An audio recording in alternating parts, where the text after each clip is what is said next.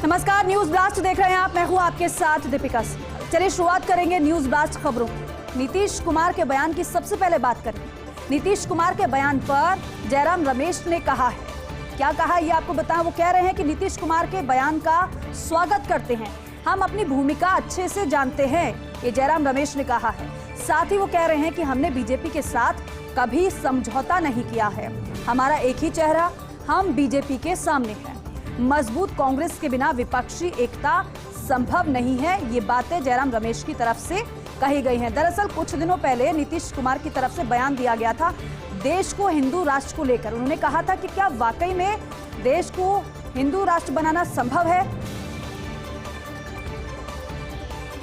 बात अब करेंगे आपकी बढ़ती महत्वाकांक्षा की। दरअसल आम आदमी पार्टी की महत्वाकांक्षा लगातार बढ़ती जा रही है। इस वर्ष 9 में से 5 राज्यों में आम आदमी पार्टी चुनाव लड़ेगी और उन 5 राज्यों में शामिल है कर्नाटक, छत्तीसगढ़, मध्य प्रदेश, राजस्थान और मिजोरम। इन राज्यों की इकाइयों को संगठन मजबूत करने के निर्देश दिए गए हैं।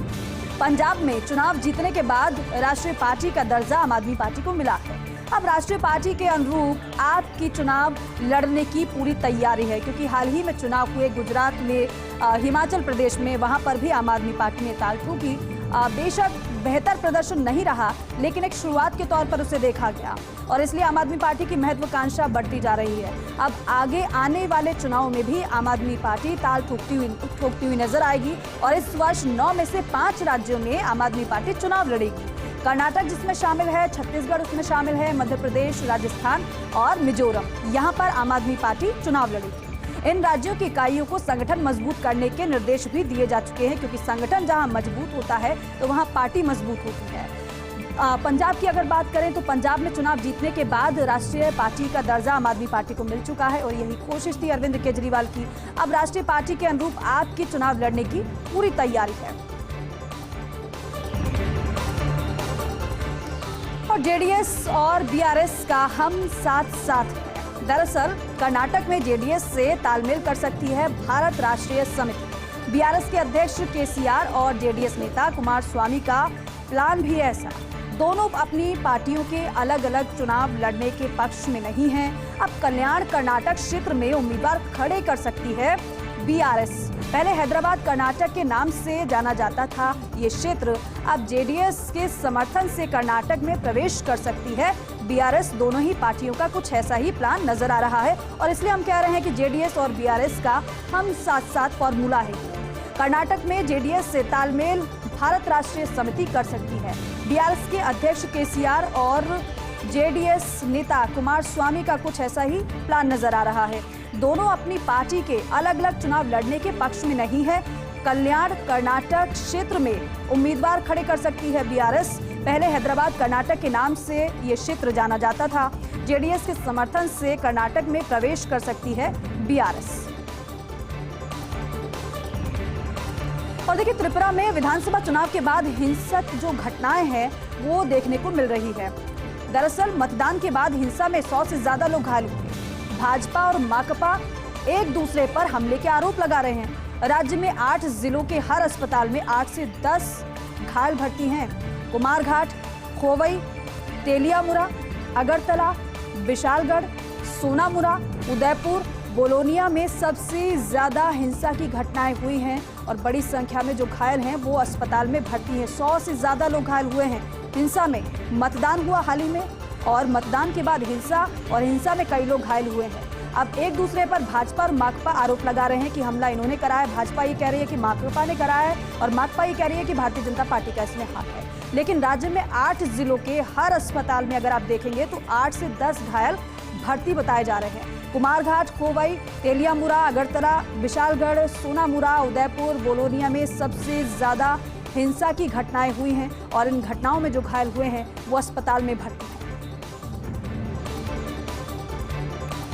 और जॉर्ज सोरोस के बयान पर विदेश मंत्री जयशंकर का पलटवार सामने आया है। इससे पहले स्मृति ईरानी ने पलटवार किया था। बाकायदा स्मृति ईरानी की तरफ से प्रेस कॉन्फ्रेंस की गई थी। इस बार जयशंकर ने कहा है कि बूढ़े, जिद्दी, खतरनाक सोरोस चाहते हैं दुनिया उनके हिसाब से चले। अमीर पूर्वाग्रही जॉर्ज सोरोस न्यूयॉर्क में बैठकर कहानियां गढ़ते हैं, हेट यूरो अटलांटिक नजरिए वाली है जॉर्ज सोरोस की टिप्पणी, ये कहा गया है जयशंकर की तरफ से, जो कि विदेश मंत्री है। जॉर्ज सोरोस ने प्रधानमंत्री नरेंद्र मोदी के खिलाफ टिप्पणी की थी। कहा था कि भारत तो लोकतांत्रिक देश है, लेकिन वहां के प्रधानमंत्री लोकतांत्रिक नहीं है। ये बयान दिया गया था सोरोस की तरफ से। इस बयान की स्मृति ईरानी ने भी निंदा की थी, बाकायदा प्रेस कॉन्फ्रेंस उन्होंने की थी। उन्होंने कहा कि विदेशी धरती से भारत के खिलाफ साजिश रची जा रही है, उसे बिल्कुल भी बर्दाश्त नहीं किया जाएगा। अब विदेश मंत्री का बयान सामने आया है, उन्होंने भी पलटवार किया है सोरोस के बयान पर। उन्होंने कहा है कि बूढ़े जिद्दी खतरनाक सोरोस चाहते हैं दुनिया उनके हिसाब से चले। अमीर पूर्वाग्रही जॉर्ज सोरोस न्यूयॉर्क में बैठकर कहानियां गढ़ते हैं। हेट यूरो अटलांटिक नजरिए वाली जॉर्ज सोरोस की टिप्पणी है और जॉर्ज सोरोस ने प्रधानमंत्री नरेंद्र मोदी के खिलाफ टिप्पणी की थी, उस पर जयशंकर का ये पलटवार है। जम्मू एंड कश्मीर की पूर्व सीएम महबूबा मुफ्ती का भाजपा पर निशाना, कहा है कि आजादी की लड़ाई में बीजेपी का योगदान नहीं है। वोट के लिए बीजेपी ने देश को बेच दिया, महबूबा मुफ्ती ये कह रहे हैं। ये वही महबूबा मुफ्ती हैं कभी जिन्होंने भारतीय जनता पार्टी के साथ गठबंधन किया था और जब राहें अलग हुई तो फिर बयानबाजी का दौर शुरू हो गया। अब वो ये कह रही हैं कि वोट के लिए बीजेपी ने देश को बेच दिया है, आज़ादी की लड़ाई में भारतीय जनता पार्टी का कोई योगदान नहीं है, बीजेपी ने हिंदुओं को गरीब बना दिया है। महबूबा ने मुगलों से बीजेपी की तुलना की है। बीजेपी वाले इतना मुगलों की चर्चा क्यों करते हैं, ये सवाल उन्होंने उठाया है। साथ ही कह रही हैं कि बीजेपी गोडसे की जमात है, बीजेपी को राष्ट्रवाद से कोई मतलब नहीं है। ये तमाम सवाल महबूबा मुफ्ती ने पूछे हैं और निशाना भी भारतीय जनता पार्टी पर साधा है। हालांकि ये कोई पहली बार नहीं है, समय समय पर महबूबा मुफ्ती की तरफ से ऐसी बयानबाजी भारतीय जनता पार्टी के खिलाफ की जाती रही है। इस बार वो कह रही हैं कि आज़ादी की लड़ाई में बीजेपी का कोई योगदान है ही नहीं, क्योंकि बीजेपी ने वोट के लिए देश को बेच दिया है, बीजेपी ने हिंदुओं को गरीब बना दिया है। महबूबा ने मुगलों से बीजेपी की तुलना की है। इस बार वो ये भी कह रही हैं कि बीजेपी वाले इतना मुगलों की चर्चा क्यों करते हैं, बीजेपी गोडसे की जमात है और इसलिए बीजेपी को राष्ट्रवाद से कोई मतलब नहीं है। जीतन राम मांझी ने की पुत्र के लिए मुख्यमंत्री पद की मांग, ये बेहद अहम है। हिंदुस्तानी आवाम मोर्चा के संरक्षक पूर्व मुख्यमंत्री मांझी हाल ही में अरवल की एक नुक्कड़ सभा में जीतन राम मांझी ने ये बात कही है। उन्होंने कहा है कि आज तक दलित और भुइयां समाज का कोई मुख्यमंत्री नहीं हुआ, मंत्री संतोष सुमन मांझी को बनना चाहिए बिहार का मुख्यमंत्री, ये वो कह रहे हैं। काफी पढ़े लिखे हैं जीतन राम मांझी के पुत्र संतोष सुमन मांझी, जिनके लिए जीतन राम मांझी ये कह रहे हैं कि मंत्री संतोष सुमन मांझी को बिहार का मुख्यमंत्री बनना चाहिए। हालांकि मुख्यमंत्री की ही लड़ाई है बिहार में, क्योंकि इस वक्त नीतीश कुमार मुख्यमंत्री हैं, लेकिन नजर आरजेडी की है, क्योंकि ये भी कहा जाता रहा है कि जो एक बार फिर से आरजेडी और जेडीयू का जो गठबंधन हुआ है वो इस शर्त पर हुआ है कि आगे आने वाले समय में नीतीश कुमार तेजस्वी यादव को सत्ता की कमान सौंप देंगे। लेकिन यहाँ पर जो जीतन राम मांझी का बयान सामने आया है वो आने वाले दिनों में बिहार में कहीं ना कहीं चर्चा का विषय जरूर होगा और इस पर प्रतिक्रिया भी आना बाकी है। इस बार वो ये कह रहे हैं कि मंत्री संतोष सुमन मांझी को बिहार का मुख्यमंत्री बनना चाहिए। साथ ही वो ये भी कह रहे हैं कि काफी पढ़े लिखे हैं जीतन राम मांझी। ये आपको बता दें कि काफी पढ़े लिखे हैं जीतन राम मांझी के पुत्र संतोष सुमन मांझी, जिनके लिए पैरवी कर रहे हैं जीतन राम मांझी। आगे बढ़ेंगे। बॉर्डर गावस्कर ट्रॉफी फिर भारत के नाम हुई है। दूसरे टेस्ट में ऑस्ट्रेलिया को 6 विकेट से हराया गया है। लगातार चौथी बार बॉर्डर गावस्कर ट्रॉफी अपने नाम भारत ने कर ली है। भारत ने दूसरी पारी में ऑस्ट्रेलिया को 113 रन पर समेट दिया। रविंद्र जडेजा ने 42 रन देकर 7 विकेट लिए हैं। 4 विकेट खोकर भारत ने हासिल किया लक्ष्य। ऑस्ट्रेलिया ने पहली पारी में 263 और भारत ने 262 रन बनाए थे। मैच के हीरो रविंद्र जडेजा ने 10 विकेट लिए कुल मिलाकर और भारत ने मैच जीत लिया है। ऑस्ट्रेलिया को 113 रन पर भारत ने दूसरी पारी में समेट दिया और जो मैच के हीरो बताए जा रहे हैं वो रविंद्र जडेजा बताए जा रहे हैं, जिन्होंने 42 रन देकर 7 विकेट ले लिए। 4 विकेट खोकर भारत ने लक्ष्य हासिल कर लिया। ऑस्ट्रेलिया ने पहली पारी में 263 और अगर भारत की बात करें तो भारत ने 262 रन बनाए थे। मैच के हीरो रविंद्र जडेजा रहे। और देखिए, मैच की बात हो रही है तो फिर यहाँ रिकॉर्ड भी बनाए गए हैं, इतिहास भी रचा गया है। कोहली ने ऑस्ट्रेलिया के खिलाफ दिल्ली में इतिहास रचा है। मास्टर ब्लास्टर सचिन तेंदुलकर के विश्व रिकॉर्ड को तोड़ा है। अंतर्राष्ट्रीय क्रिकेट में 25,000 रन विराट कोहली ने पूरे किए हैं। पहली पारी में 44 और दूसरी पारी में 20 रन बनाए। कोहली सबसे तेज 25,000 रन बनाने वाले क्रिकेटर बने हैं। अपनी 549वीं अंतर्राष्ट्रीय पारी में इस आंकड़े को कोहली ने छू लिया है। इस मुकाम को हासिल करने के लिए तेंदुलकर ने 577 की पारी खेली थी। और देखिए, कोहली के क्रिकेट कीर्तिमान की हम बात कर रहे हैं। एक बार फिर से कोहली ने इतिहास रचा है। मास्टर ब्लास्टर सचिन तेंदुलकर के विश्व रिकॉर्ड को कोहली ने तोड़ दिया है। अपनी 549वीं अंतर्राष्ट्रीय पारी में इस आंकड़े को छुआ है। इस मुकाम को हासिल करने के लिए तेंदुलकर ने 577 की रिकॉर्ड पारी खेली थी। अंतर्राष्ट्रीय क्रिकेट में 25,000 रन विराट कोहली ने पूरे किए हैं। पहली पारी में 44 और दूसरी पारी में 20 रन बनाए। कोहली सबसे तेज 25,000 रन बनाने वाले क्रिकेटर बन गए हैं। अपनी 549वीं अंतर्राष्ट्रीय पारी में इस आंकड़े को कोहली ने छू लिया है। इस मुकाम को हासिल करने के लिए तेंदुलकर ने 577 की पारी खेली थी। मास्टर ब्लास्टर सचिन तेंदुलकर के विश्व रिकॉर्ड को विराट कोहली ने तोड़ दिया है।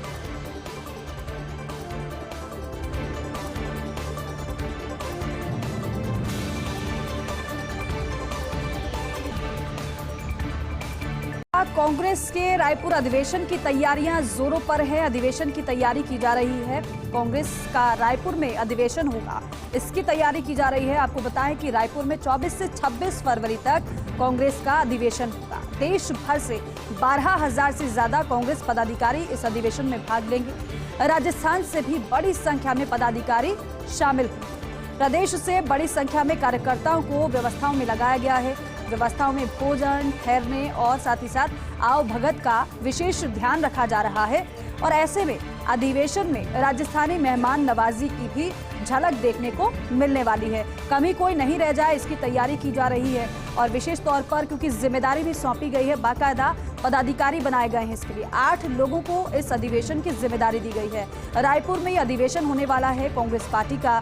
और रायपुर में 24 से 26 फरवरी तक कांग्रेस का अधिवेशन होना है। इस अधिवेशन में देश भर से 12,000 से ज्यादा कांग्रेस पदाधिकारी भाग लेने वाले हैं। राजस्थान से भी बड़ी संख्या में पदाधिकारी शामिल होंगे। हाल ही में पीसीसी चीफ गोविंद सिंह डोटासरा ने केसी वेणुगोपाल को एक बाकायदा लिस्ट सौंपी थी राजस्थान से, और उस पर मंथन भी चला था। 50 से ज्यादा नामों की वो सूची थी। अब ऐसे में देश भर से कांग्रेस के तमाम जो पदाधिकारी हैं वो इस अधिवेशन में शामिल होंगे। अब तैयारी इस अधिवेशन की जा रही है, फिर चाहे वो ठहरने की व्यवस्था हो या फिर भोजन की व्यवस्था हो या फिर आओ भगत की व्यवस्था हो। व्यवस्था जो है बेहतरीन की जा रही है, जिससे कि वहां पर जो पदाधिकारी आए उनको किसी प्रकार की कोई कमी ना छूट जाए। लेकिन खास तौर पर राजस्थान से भी बड़ी संख्या में पदाधिकारी इस अधिवेशन में शामिल होंगे। प्रदेश से बड़ी संख्या में कार्यकर्ताओं को व्यवस्था में लगाया गया है, जिसमें भोजन की व्यवस्था भी है, ठहरने की व्यवस्था भी है और साथ ही साथ आओ भगत का भी विशेष ध्यान रखा जा रहा है। अब ऐसे में अधिवेशन में राजस्थानी मेहमान नवाजी की झलक भी देखने को मिलेगी। और देखिए, भारत की तकनीकी प्रतिभा में एआई कौशल की संभावना 3 गुना ज्यादा है। आर्टिफिशियल इंटेलिजेंस कौशल बढ़ाने में भारत अव्वल है। एआई से जुड़े वैज्ञानिक प्रकाशनों के मामले में भारत का 5वां स्थान है। National association of software and services company की रिपोर्ट है, जिसके आधार पर यह कहा जा रहा है कि भारत का एआई स्किल्स पेनिट्रेशन फैक्टर 3.09 है, जो कि G20 और आर्थिक सहयोग एवं विकास संगठन देशों में सबसे ज्यादा है। 2024 तक देश में 10 लाख से ज्यादा एआई पेशेवर होंगे और भारत की तकनीकी प्रतिभा में एआई कौशल की संभावना 3 गुना ज्यादा है। ये रिपोर्ट के आधार पर कहा जा रहा है कि आर्टिफिशियल इंटेलिजेंस कौशल बढ़ाने में भारत अव्वल है। एआई से जुड़े वैज्ञानिक प्रकाशनों के मामले में भारत का 5वां स्थान है। National association of software and services company की एक रिपोर्ट है, जिसके आधार पर यह कहा जा रहा है कि भारत का एआई जो स्किल्स है वो पेनिट्रेशन फैक्टर 3.09 है, जो कि G20 और आर्थिक सहयोग एवं विकास संगठन देशों में सर्वाधिक है। 2024 तक देश में 10 लाख से ज्यादा एआई पेशेवर होंगे। भारत की अगर तकनीक की बात की जाए तो भारत की तकनीकी प्रतिभा में AI कौशल की संभावना जो है वो 3 गुना ज्यादा है। और देखिए, पाकिस्तान में भविष्य अंधकारमय हुआ है। विदेश जाने वालों की कतार लग गई है। इसमें बड़ी संख्या में पढ़े लिखे लोग और कुशल कर्मी शामिल हैं। ताजा आंकड़ों के मुताबिक 2022 में 8,32,339 पाकिस्तानी चले गए विदेश, बहने की कगार पर है पाकिस्तान की अर्थव्यवस्था। और जनवरी में पाकिस्तान की जो महंगाई दर है वो 27.6% रही है, क्योंकि पाकिस्तान में महंगाई की वजह से त्राहिमाम हो रहा है। वहाँ की जनता परेशान है और जो आमतौर पर खाने पीने की चीज़ें हैं वो इतनी ज़्यादा महंगी हो गई हैं कि वहाँ के लोग उसे खरीद नहीं पा रहे हैं। और यही वजह है कि पाकिस्तान से अब लोग विदेशों का रुख करने लगे हैं। विदेश जाने वालों की कतार सी लग गई है और इसमें बड़ी संख्या में पढ़े लिखे लोग और कुशल कर्मी भी हैं। लेकिन ताज़ा आंकड़ों की अगर बात करें तो ताज़ा आंकड़ों के मुताबिक 2022 में ही 8,32,339 पाकिस्तानी विदेश चले गए हैं। अब जो पाकिस्तान की जो अर्थव्यवस्था है वो ढहने की कगार पर है। जनवरी में पाकिस्तान की महंगाई दर की अगर बात की जाए तो जनवरी में पाकिस्तान की महंगाई दर जो थी वो 27.6% रही है। बात अब करेंगे शिवसेना विवाद मामले की। दरअसल शिवसेना विवाद का मामला कुछ ये है कि उद्धव गुट से पहले शिंदे गुट सुप्रीम कोर्ट पहुंच गया है। शिंदे गुट ने सुप्रीम कोर्ट में एविएट दायर की है और कहा है कि अगर उद्धव गुट सुप्रीम कोर्ट आता है तो उनका पक्ष सुने बिना सुप्रीम कोर्ट कोई एक पक्षीय आदेश पारित ना करे। उद्धव गुट सोमवार को सुप्रीम कोर्ट में याचिका दाखिल कर सकता है और क्योंकि याचिका में चुनाव आयोग को फैसले को चुनौती दे सकता है उद्धव गुट। हालांकि चुनाव आयोग ने शिवसेना का नाम और चिन्ह शिंदे गुट को दिया है और इसलिए क्योंकि उद्धव गुट की तरफ से लगातार प्रतिक्रिया दी जा रही है।